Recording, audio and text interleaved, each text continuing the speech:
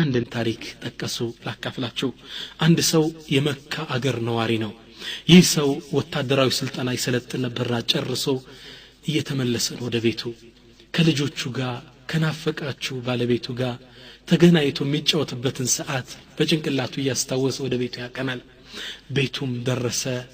ቤት እንደሚጠብቀው አገኘው። بعد وصوله ب3 ساعات ቤቱም ከደረሰ ከ3 ሰዓት በኋላ والابتسامة تعلو شفاء الأسرة ቤቱ በደስታ እየተራጨ ويدائب الأطفال ልጆቹ ጋር እየተጫወተ ያለ فجأة وبدون مقدمات ያለምንም ማስጠንቀቂያ ድንገት جاء من يطرق الباب بشدة برافون بحيل ميكوفكوف سمت عنقاقا فخرجت فإذا برجال الأمن يسألوني باسم كامل كذا بسوطة دهننتوش ناتشو بوليسوች ሙሉ ስሜን ጠየቁኝ። እኔ እንደሆንኩ ነገርኳቸው። ከዛም የሚያስደነግጠኝን ዜና ነገሩኝ። قال ብሎ አለኝ አንተ قتلت فلان ابن فلان وانت مطلوب للعداله አንተ ገሌ ገሌ የሚባል እዚህ ቦታ ገለሃል ለፍርድ ትፈልጋለህ አሉኝ። يقول يسمع على اسودت الدنيا في وجهي الدنيا في تلي ጨለመች وفقدت اتزاني راسي مقطعطر አቃተኝ ولا مصدق مع اسماء مسما ورما من الچالكم وقلت لنفسي وربما قد تشابه الاسماء وربما حصل بعض الخطا من البات يسم ممساسل ገጥሟቸው ሊሆን ይችላል አላም ተሳስተው ሊሆን ይችላል የራሴን አረጋጋው ለሁሉም እስኪጣራ ብለው እስር ቤት ውስጥ ወሰዱኝ። ቤተሰቦችና ፍቅያቸው ካገኘዋቸው 3 ሰዓት ነበር ይላል። وبعد ايام اخبروني ان انكاري لا فائده له ከቀናት በኋላ መጣው ነገሩኝ እኔ ማስተባበል ትርጉም የለውም لان الشهود موجودون አንተ ስለ መግደል የሚመሰክሩ ምስክሮች ተገንተዋል ተባልኩ። يقول انني وربي لا اعرف القتيل ولا اعرف الشهود እኔ በአላህ ይሁንብኝ የሞተውንም ሰው በእኔም ላይ መሰከሩትን አይቻቸው እንኳን አላቅም አለ። ብቻ يقول فجلست في سجن 15 عاما من هم وغم 15 ዓመት ሙሉ ሚስቴ ልጆችን ተነጥሌ በጭንቀት በመከራ እስር ቤት ውስጥ ተወርውሬ ያሳለፍኩት يا الله. وبعد مرور هذه السنوات جاءت المفاجأة ከዚህ 15 ዓመት በኋላ ይፈታ ይመስላችኋል? لا ከባድ ነገር ጭራሽ መጣበት። ففي صباح يوم الجمعة طلب مني رجال الأمن لأستعد للكتابة الوصية دهننتوش متونا جمعة طات لينو سبحان الله متونا بل تزجاج وصية عدرا متصفو نقر كالله صافالو من هلو كذابو حلا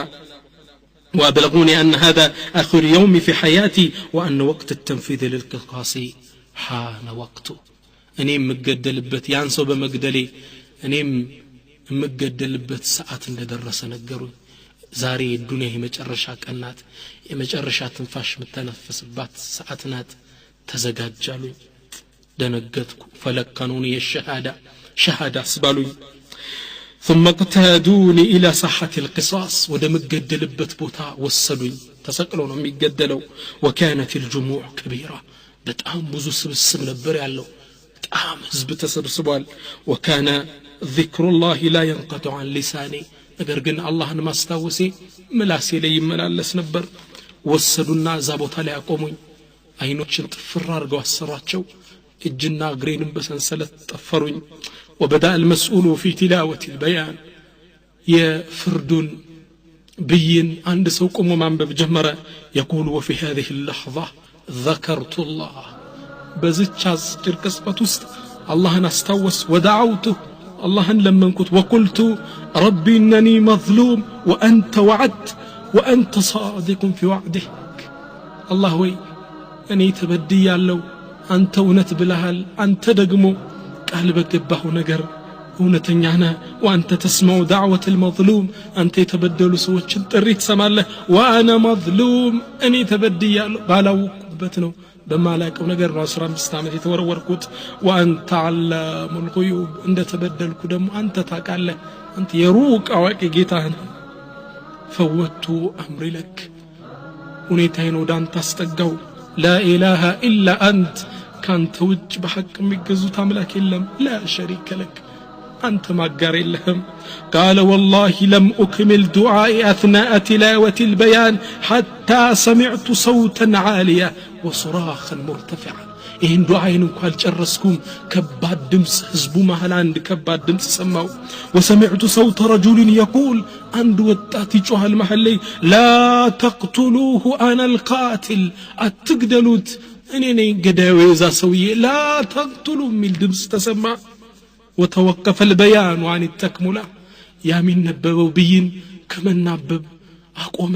ድምፅ ተራወጠ ግማሹ ቶሎ ግደሉት ይላል ግማሹ አቆሙ ይላል ህዝቡ መንጫጫት ጀመረ وقفت في مكان مرتبط القدمين እግሮጆቹ ተጨፍረው አይኖች ታስሬ መሃል ላይ ፈዝጅቁም ይቀረው وانتق الله الشهود في اخر اللحظه እነዛም በኔ ላይ ገሏል ብሎ የተመሰከሩት ሰዎችን አላህ ውሸታቸው እንዲያጋልጡ አደረጋቸው ራሳቸው አውቀን ነው እሱ አልገደለም አሉ وخرجت للدنيا مرة أخرى كمولود جديد وده الدنيا كأسر 5 عمت بصوت ጭንቀት በኋላ እንደ አዲስ ህፃን ልጅ ወጣው سبحان الله الله سبحانه وتعالى የተጨናቂን ዱዓ ይቀበላል